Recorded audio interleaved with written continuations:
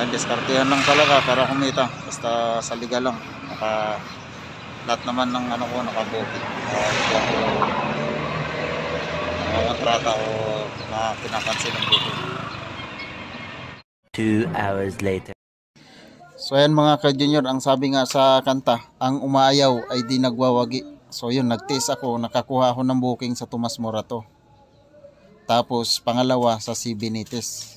So ngayon mga ka-junior, on the way na ako sa first drop off sa papuntang Happy Go sa may Valenzuela. Tapos yung isang booking ko sa sa Bagungbong Dulo.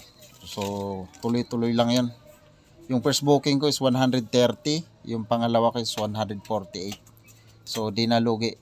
Sana masurte ako nito at bigyan ako ng tip ni sir. So hindi na lugi. Kaysa bumaba ako na walang dala, sunog yung gas ko. Kaya diskartihan na lang mga ka-junior.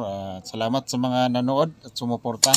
Sana wag nyong kalimutang i-subscribe, like, share, comment at hit nyo na rin ang notification bell. So ayan po, unang booking ko sa Lalamog. Ito na-receive na ni sir dito sa Valenzuela baba. Salamat kay sir sa kasatip niya sa akin. Salamat. Mga ka-junior, na-receive na ni sir yung parcel niya. So proceed na ako. Dito lang din. Malapit lang po. A few minutes later. Na ako sa second drop off kasi inahanap ko pa yung magre-receive, on the way pa lang. Kaya hintay lang ako.